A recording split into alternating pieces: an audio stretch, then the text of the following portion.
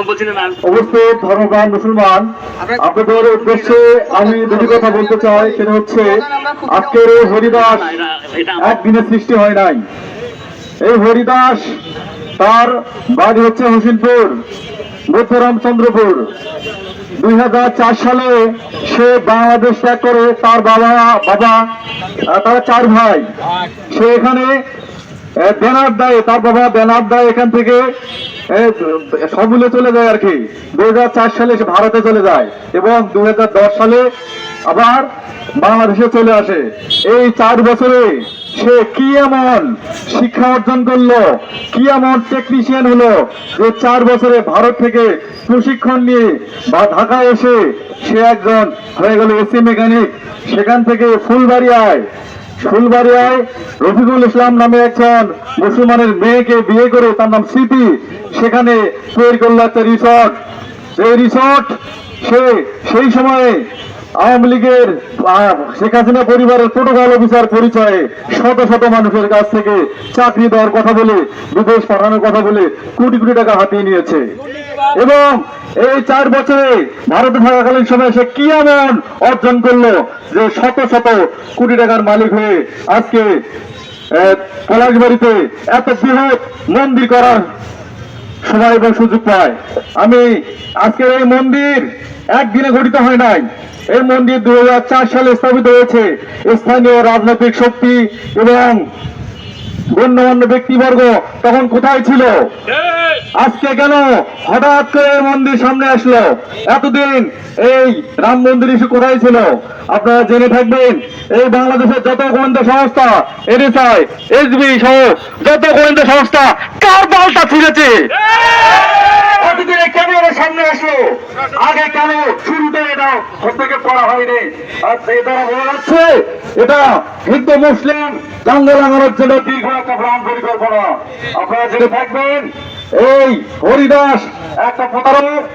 সে তার সর্বমোট 8টা এনআইডি এখন পর্যন্ত প্রতীয়মান হয়েছে বা দৃশ্যমান হয়েছে। তাহলে একটা ব্যক্তি কখন 8টা এনআইডি ব্যবহার করে থাকে?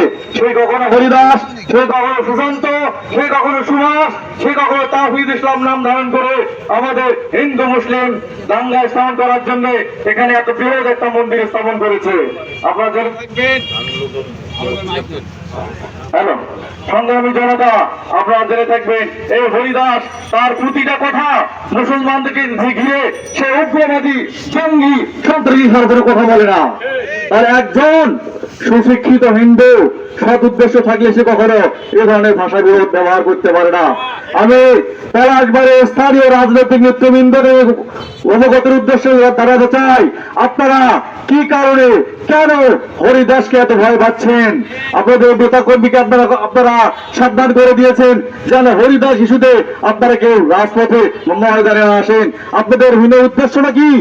আমরা যারা সাধারণ ধর্মবান মুসলমান তারাই শুধুমাত্র এই হরিদাসের বিষয়টাকে সামনে নিয়ে এসে প্রতিবাদ স্থাপন করতেছি। আপনারা কি মুসলমান নন?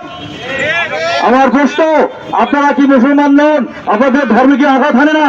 এত বড় একটা রাম মূর্তি, যে রামের পূজা বাংলাদেশে হয় না, অর্থাৎ এই রাম মূর্তি পূজা বাংলাদেশে হিন্দুরা করে না, তাহলে কি উদ্দেশ্য চরিতার্থ করার জন্য হরিদাস এই রাম মূর্তি স্থাপন করতেছে?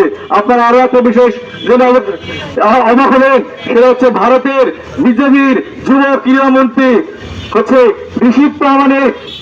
এই নিশীথ প্রামাণিকের বাড়ি কোথায় আপনারা জানেন? এই নিশীথ প্রামাণিকের বাড়ি পলাশবাড়ি।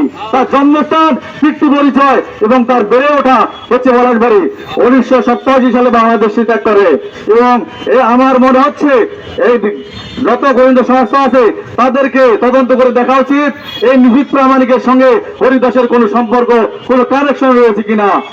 আর এই হরিদাস বর্তমানে কলকাতায় এবং এই উত্তরবঙ্গ পরিচালনা করার দায়িত্ব আছে। এ থেকে আমার প্রতীয়মান হচ্ছে এই উত্তরবঙ্গে এই বাংলাদেশ অঙ্কুরাঞ্চল দখল নেওয়ার জন্য বা হীন চরিতার্থ স্বার্থ করার জন্য এই একটা চক্রান্ত করা হচ্ছে। ধন্যবাদ। আমি এই সময় স্বল্পতার